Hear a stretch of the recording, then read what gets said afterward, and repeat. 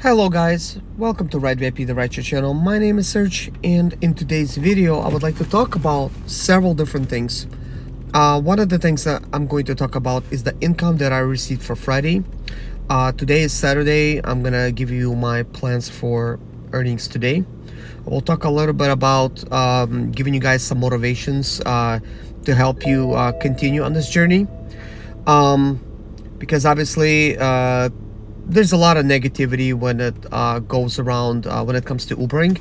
So I want to address some of those concerns, and lastly I want to address the portion that has to do with tips, that there's a possibility of Lyft, Uber, let's say, like stealing tips. In no way I'm trying to say that they are, but obviously from the comments that I've been receiving, a lot of you guys are in the same shoes that I am in, and you're being told by your passenger that they left you a $5 tip or a $10 tip, and you just never receive that tip. Or sometimes you work a whole entire day and you just don't receive any tips, and you know there should be at least something, you know. So with that being said, here's a solution to this problem, at least from where I see it. So one of the comments that I received is somebody saying that they're just gonna, try to get like cash tips or whatever from the passengers. I think that is a good idea, especially if you're in good communication with the passenger and that does not feel like it's weird or anything. Maybe they're asking you, hey, would you like me to tip you through the app, or would you like some cash? Maybe you're just gonna say, you know what, let's just go ahead and take cash.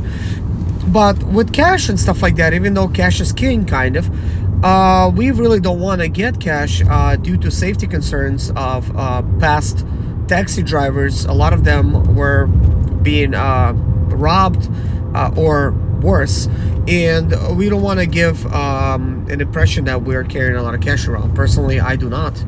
I don't have any cash, so if somebody takes my car or my devices, all my devices are trackable, including my car, I'll just let them have it.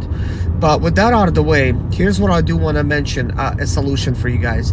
So here's what I'm gonna begin to implement, and as soon as I do, I'm gonna make a video showing you guys how I'm gonna be doing it. So I like this simple approach, and the approach is like this. I have Venmo and Cash App apps where people could tip me through Venmo or Cash App. Maybe you already have experienced some of the passengers saying, hey, do you have Venmo or do you have Cash App? Because maybe they were running late, maybe they got a friend that's a little bit rowdy in the back and they just don't want to get a bad rating, and they're like, look, here's $10, here's $20, sorry about that. I've had those cases before.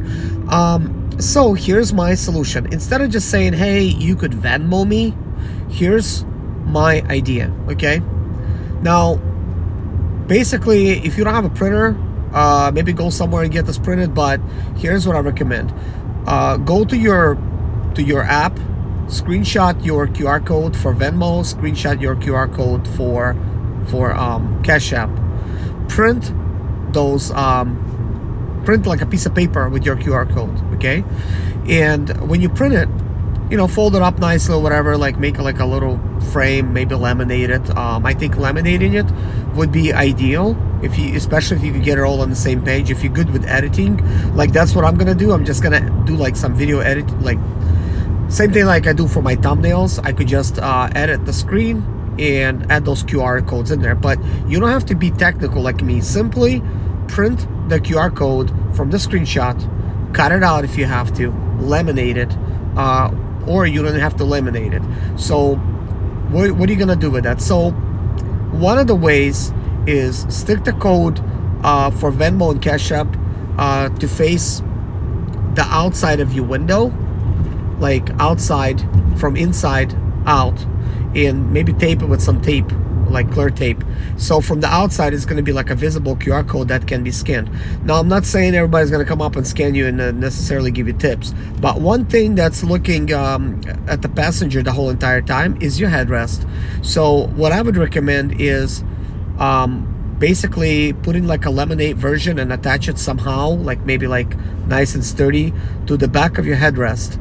And when you do that, you can basically write on there. That way you don't have to say it all the time. Basically have the QR code work for you.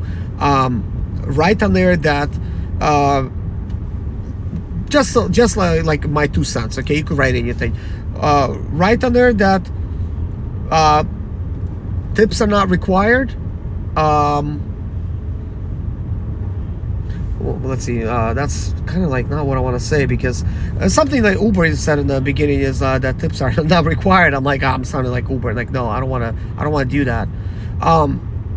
Maybe just write a message. If you would like to tip me, you can tip me through like Venmo or Cash App, something along those lines. I would have to give a little bit more thought to it to make it short and sweet, or maybe like just write like tip me here or something like that, or something like that, or some of the ways you could tip me or whatever, but not too much reading.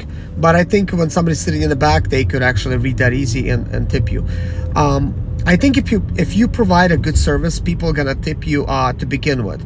Now, some of the ways that you can get a little bit better tips is if you provide a little bit more service. Now, what I have done in the past, and I'm not really doing that now, but I think I'm gonna start getting back into it, because I'm trying to provide a higher end service, even though I'm not a higher end service. So I'm just gonna skip to the end and then follow through. So provide water and maybe like some kind of mints for the passengers. You know, something that's clean, like to where, like if somebody drops some mints on the floor, that's easy to clean up. But provide like a free mint or whatever. So if you have, let's say like sort of like a tray of mints or whatever, and you have a QR code above that, like for tips, maybe just write tips. Simple. Yeah, let's take I guess a note from like waitresses. What does it say in every restaurant when they have like a tip jar? It just says tips, and there's like some money there or whatever. Instead, you'll have like a QR code, you know, that kind of thing. I do not recommend you putting like a tip jar and like sticking like real money in there. People have, well, passengers were known to just grab that tip jar and just run away with it, you know, and then good luck chasing them down. So that would not be good. The only way what's going to happen is they'll end up on YouTube or news or whatever, and really that doesn't benefit you in any way unless you have like a GoFundMe for missing your tips. But anyways, I think providing water for passengers just shows your like above and beyond type of service. And, oh yeah, also you maybe noticed my rating is going down. So yeah, like I guess I'm like no one to really teach you how that goes, but I also think I've been a victim to some of these bad ratings.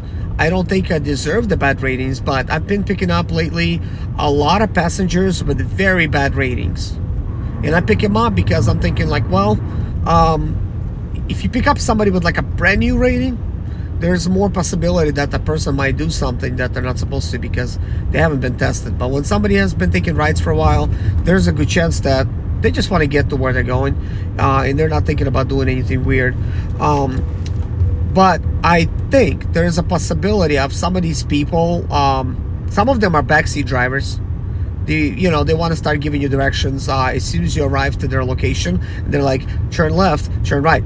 And I'm cool with that. Like, okay, like I just do it. But it's kind of funny that they try to give directions. Some of them might not like the way you drive. I had people write to me that I'm a little fast, or I do this, or I don't stop at stop signs, you know, stupid stuff like that. I'm like thinking like, when? Like nobody ever like said anything. I try to drive as safe as possible. I have a very clean driving record. I never caused a car accident, knock on wood. And I'm almost 42 years old. I've been driving since I was 16 years old. So I try to be a courteous driver. I let everybody through. I'm not somebody that's like, I don't have to get my way on the road. I don't have any like road rage type of things. And I try to treat everyone nice and with respect. But anyway, some of the people you just can't please, because when you take thousands of passengers, especially in a year, there is a very good chance that if somebody is not happy with your service, they will leave you a bad review.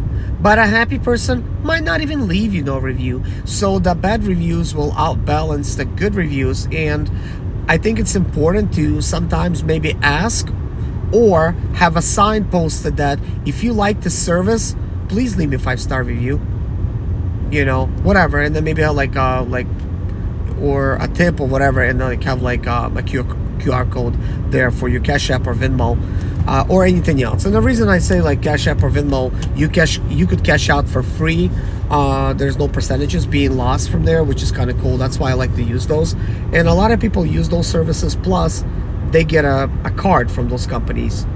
Oh yeah, by the way, if any of you want to sign up and get $5 and I get $5, feel free to go in the description of this video or the comment section and check out the links that I provided. So if you don't have that, you know, feel free to download it.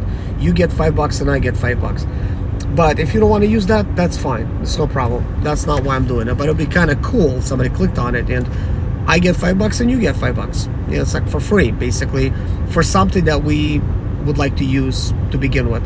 But anyways, moving forward, when it comes to just taking your service above and beyond, something that's not going to cost you any money, is just looking nice and smelling nice. You know, make sure you're looking clean. You bathe, you smell nice. Put some cologne on that is not like very loud, but just like something that is decent, that smells nice. And more like you want to lean towards a scent that's kind of like a fresh scent, like you just bathed or something, you know, maybe like a soapy smell. This is why there's like a Chanel Electric or whatever, like that is sort of like that type of smell. It is not my favorite smell, but it smells like you're clean, you know, so, which is kind of cool. But what I like to do, guys, I wash my car just about every day because I subscribe to the cheapest car service. I mean, a car wash, which is $5. I mean, well, $5. What the heck am I saying? Where did I even get the $5 from? $20 a month. That's what it costs me to wash the car, and I get like free vacuums.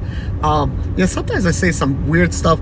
I'll like listen to my videos sometimes. I'm like, I can't believe I said that. Like, that's like misleading, you know. But I'll say it. You know, I just don't catch myself. I misspeak, and that's really possible to do, especially when I'm speaking without like having any kind of script. Like, I'm just going everything from my brain, you know. And a lot of times I already have something else going on, so like I'm maybe distracted just slightly, because usually I'm driving when I'm recording these videos. But anyways, it will not cost you to smell and look nice. Now, this might sound funny, but I literally went to Goodwill and I bought myself a $5 blazer. It says Kenneth Cole on it, you know, but it's like $5.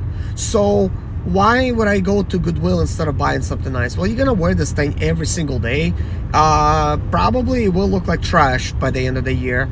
And it'll be nice to maybe trade up for something nicer. So this thing is it's actually looking more like formal type of wear, which is fine, but it's a blazer. People literally think I'm wearing a suit, guys. I put on a $10 dress shirt, which is a button-up black shirt with a couple buttons unbuttoned. I do not like wear a tie, with a t-shirt underneath to kind of keep me warm, like a t-shirt, a shirt that's buttoned up, and I wear a blazer.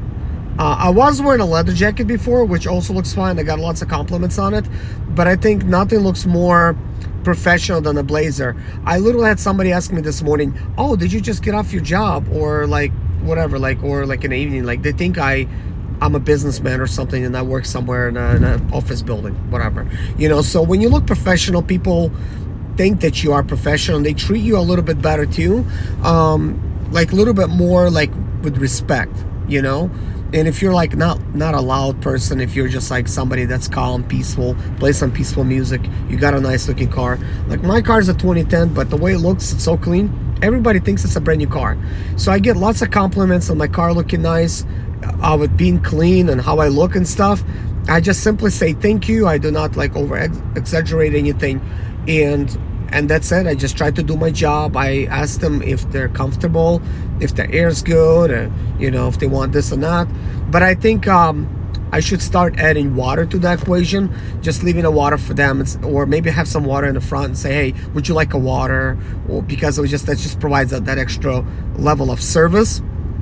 Yeah, sometimes maybe you give them a bottle of water and you're not gonna get tipped. I understand, but I think some passengers that know that's like extra, like nobody really does that, you're gonna look very unique, and there's a very good chance that you're gonna get a 5-star review and maybe a nice tip just for your generosity, and also like offer some mints. And most likely maybe some people will not even take mints or whatever, right? Let's just say maybe some people will think that, well, they don't know where they've been or whatever, like, and they don't think it, but still they will think that's kind of like nice. So I think it's important to implement some of those things because they're not that expensive, very cheap actually, and could generate you like lots of tips. And I think kindness goes a long way. I literally had like this one passenger. I just simply decided to that day just walk outside, and I'm looking nice and sharp in my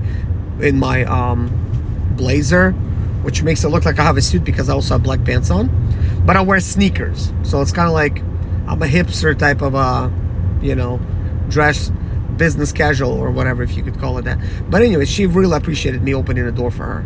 That shit tipped me very good. She gave me like $60, so she felt really good. She said nobody ever done that for me, and this and that, this and that, this was the best Uber of her life, that type of thing. But I think recently maybe I haven't been on my game when it comes to that, maybe. I mean, I think I was doing everything pretty good, but I've been getting some bad ratings for some reason. Just certain people, you just can't really, you can't please everybody. That is the thing. So if you put all of these things into together, right, and you have like a QR code, there's a very good chance that somebody's gonna tip you. And you could actually probably even provide something else besides water. Maybe you have like sodas available. You could get like a whole case of soda. Like, people know they just got, like, for instance, like a soda, like you buying a soda now, like a vending machine, like some of them things are like almost $2. Imagine it's like you providing that, like, but you buy a case for it. There's a very good chance that some of the people out of that case will tip you. I don't think that there's a possibility where no one tips you, but I think that's that this is something I should test as well. I think I'm gonna start doing that actually. I think provide like, I don't know, like a Coke and a Sprite or whatever, just or maybe like a seltzer type of canned drink, something like that, to where it just seems like a little bit more higher quality, or like bottled water. I think this would go very well with the BMW. Plus I have the fold down rest where I could put like little like mints on the inside of it, or some candy or whatever. And I know there might be concern of like people like maybe making a mess in your car with that, but it is what it is. People leave a mess anyways. They'll drop their napkins on the floor and have somehow like dirty shoes. And I have like rubber mats, kind of like weather mats from the BMW, so I just vacuum them out or shake them out, and that's it. Like, and the car gets kept clean. Now, some of the other things I wanted to kind of like point out, my income that I let's see, let me just go online already. I think I'm close enough to, whoa, what is this? Okay, I'll go ahead and take that. That's not $1 a mile, but at the same time I'm already driving in this direction and basically making no money. So what's the better option? Let's just go with this one. Okay. All right, with all that being said, let's take a look at the earnings for Friday. And usually Friday is not that good for me. And we could go back to last week and do like a little comparison. So this Friday, I made $270. And this is what's showing in the app. Plus I've made $35 in cash tips.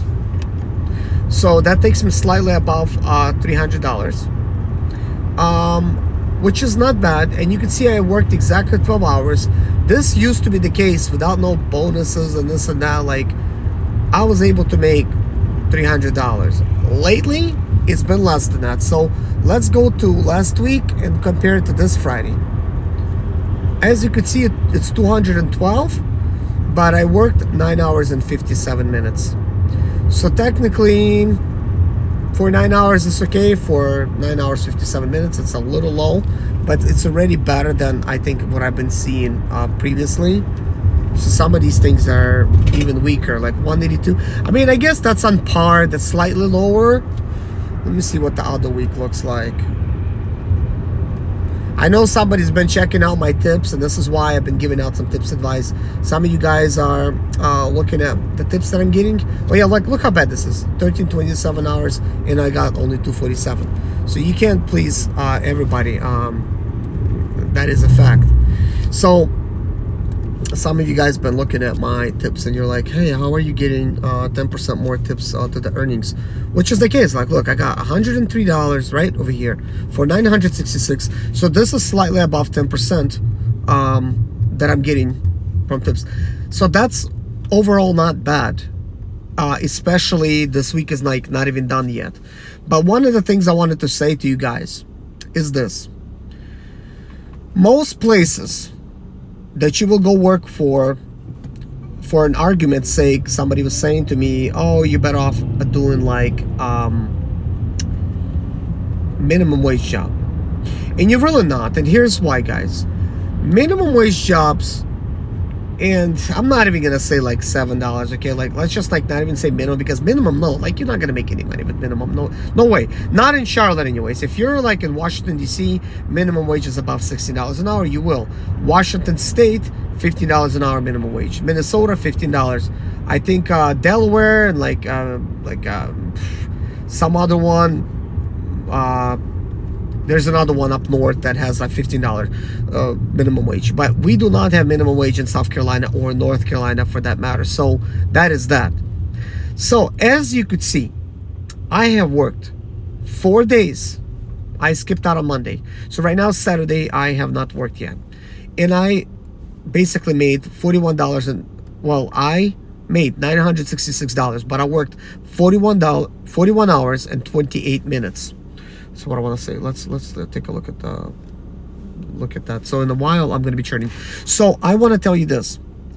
Most people, maybe including yourself, but most people, they just want to do their 40-hour week and call it a day. And there's nothing wrong with that. That is absolutely normal. Maybe in that case, maybe do like your minimum wage job, or you know, if you're getting like minimum $15.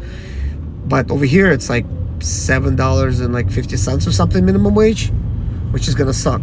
But let's see what I'm making. So let's take 966, and I know I made 1,000. So let's make 1,000 because I made some cash tips and I'm only including yesterday's. So 1,000 divided by 41. That's $24.39 an hour. How much is that actually after fuel? I could figure out what actually is, but let me just tell you, and you could just do your own math, okay? So that is some of the stuff I made for you guys, as far as okay. So I keep track of all my fuel expenses for every single day. As you could see, Friday's fuel was $51, $45 for Thursday, Wednesday $44. Then we had slightly more because I worked way more on that day. And then you could see kind of like the average. So the average is right around like $55 for fuel. So if you would like, you could say, oh, he worked 4 days, $55 each day. That's $240 that he lost out of that amount.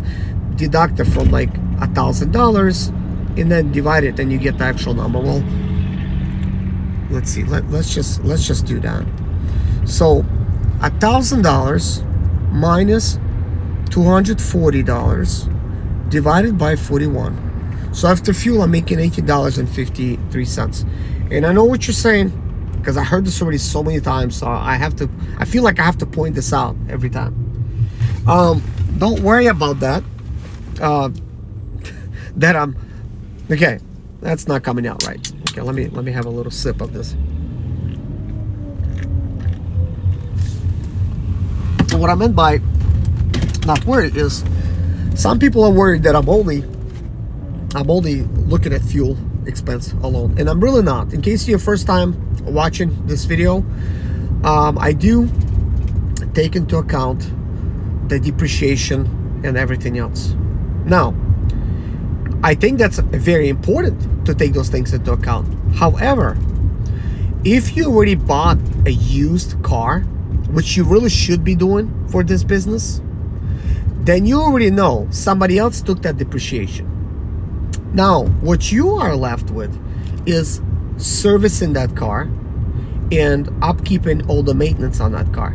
And that is important. So that is something that is going to cost you a different amount versus it costing me.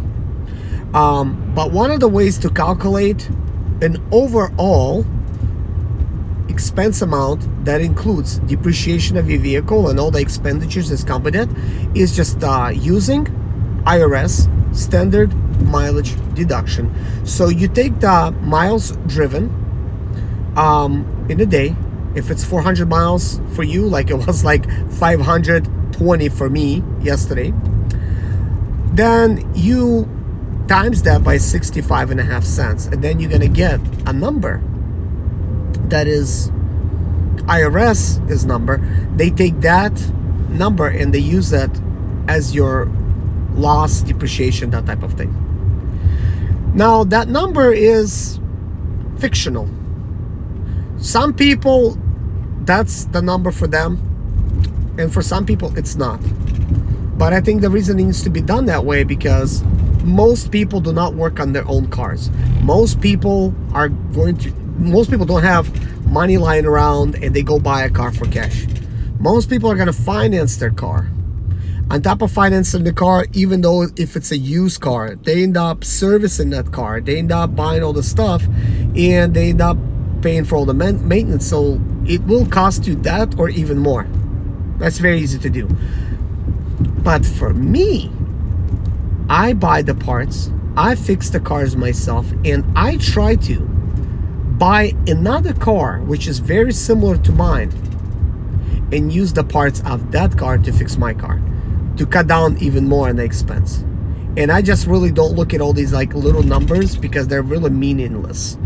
But what I'm looking for, and this is what I've been telling you guys, is a motivational type of thing. What I want to tell you is this. It comes in like a couple factors.